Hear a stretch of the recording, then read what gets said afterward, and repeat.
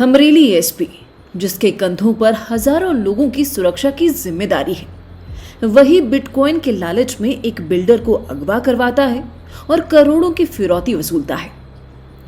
ये कोई फिल्म की कहानी नहीं, बल्कि गुजरात के असली घोटाले की सच्चाई है, जहां पूर्व एसपी जगदीश पटेल ने अपनी वर्दी का दुरुपयोग कर पूरे सिस्टम को शर्मसार कर दिया।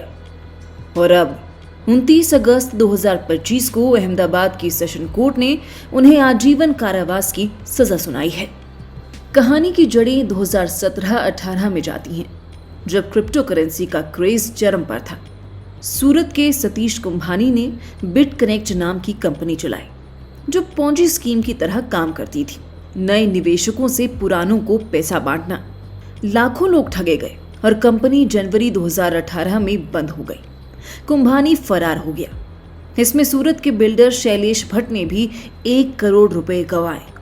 गुस्से में शैलेश भट्ट ने बिट कनेक्ट के 2 कर्मचारियों धवल मवानी और पीयूष सावलिया का अपहरण कर लिया।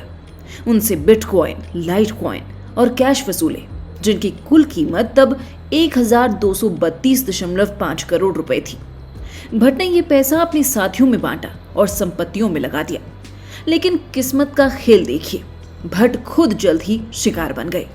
अब आते हैं इस कहानी के असली विलेन पर, जगदीश पटेल, जो उस समय अमरेली जिले के एसपी थे। एक आईपीएस अधिकारी जिसके पास सरकारी पावर, पुलिस टीम और हथियार थे। पटेल को पता चला कि भट्ट ने बिट कनेक्ट कर्मचारियों से क्रिप्टो एक्सटॉर्ट किया है। उन्होंने इस मौके को लालच में बदल दिया और एक बड़ी साजिश रची। पटेल ने अपनी लोकल क्राइम ब्रांच के इंस्पेक्टर अनंत पटेल और कई कांस्टेबल्स को शामिल किया। पूर्व बीजेपी विधायक नलिन कोटाडिया को फिक्सर की भूमिका दी गई, जो धारी विधानसभा से 2012 से लेकर 2017 तक एमएलए रहे थे। साथ में सूरत के वकील केतन पटेल भी थे।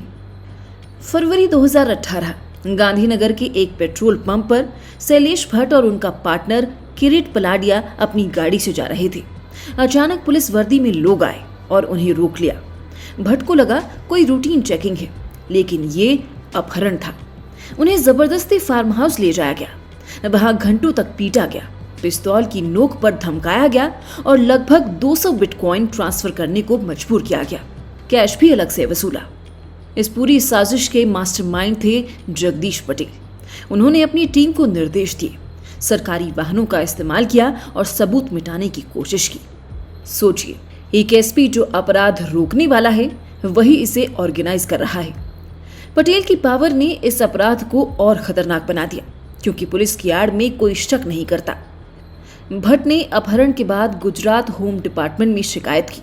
आरोप लगाया कि जगदीश पटेल, नलिन कोटाडिया ने ईडी इनकम टैक्स की धमकी देकर पैसे ऐंठे। सीआईडी क्राइम ने जांच शुरू की। डीजीपी आशीष भाटिया ने कमान संभाली। Mobile call details, CCTV footage, bank records ने सच्चाई उजागर की। जांच में पता चला कि भट्ट खुद अपराधी थे, इसलिए मई 2018 में उनके खिलाफ नई एफआईआर दर्ज हुई और उनके साथी गिरफ्तार हुए। 152 बिटकॉइन बरामद किए गए। जुलाई 2018 में चार्जशीट दाखिल हुई, जिसमें पटेल को सरकारी ड्यूटी का दुरुपयोग करने का दोषी बताया गया। कोटाडिया महीनों फरार रहे, लेकिन सितंबर 2018 में महाराष्ट्र से पकड़े गए। पटेल और उनकी टीम भी गिरफ्तार हुई। ट्रायल अहमदाबाद की स्पेशल एसीबी कोर्ट में चला। आईपीसी की धाराएं 364A, 384, 342, 120B, 506(2), 201 और भ्रष्टाचार निवारण अधिनियम के तहत मुकदमा चला। 173 गवाह पेश हुए, लेकिन 92 मुकर गए। फिर भी डिजिटल रिकॉर्ड्स, क्रिप्टो ट्रांसफर और फोन कॉल्स ने सबूत दिए। 15 आरोपियों में से 14 को दोषी ठहराया गया। एक विपिन पटेल को बरी किया। जज बीबी जादव ने 29 अगस्त 2025 को फैसला सुनाया। जगदीश पटेल, नलिन कोटाडिया, अनंत पटेल और अन्य आरोपियों को आजीवन कारावास की सजा सुनाई। कोर्ट ने माना कि पटेल ने अपनी पावर का गलत इस्तेमाल किया। सरकारी वाहन और हथियारों से अपहरण। पटेल की भूमिका सबसे घिनौनी थी, क्योंकि बतौर एसपी उन्होंने पुलिस सिस्टम की विश्वसनीयता को ठेस पहुंचाई। ये केस गुजरात की राजनीति और पुलिस को हिला देने वाला था। ईडी ने 2024 में भट्ट को मनी लॉन्ड्रिंग केस में गिरफ्तार किया और 442 करोड़ की संपत्तियां अटैच की। जगदीश पटेल जैसे अधिकारी की वजह से पुलिस की छवि खराब हुई, कई सस्पेंड हुए। क्रिप्टो की अनियमित दुनिया ने निर्दोष निवेशकों को बर्बाद किया और सरकार ने रेगुलेशन पर जोर दिया। ये कहानी बताती है कि अगर पावर गलत हाथों में हो तो कितनी खतरनाक हो सकती है। क्या आपको लगता है कि ऐसे केस में आरोपी बड़े अधिकारियों और पॉलिटिशियंस को सजा होने से सिस्टम सुधरेगा? कमेंट में अपनी राय जरूर बताएं।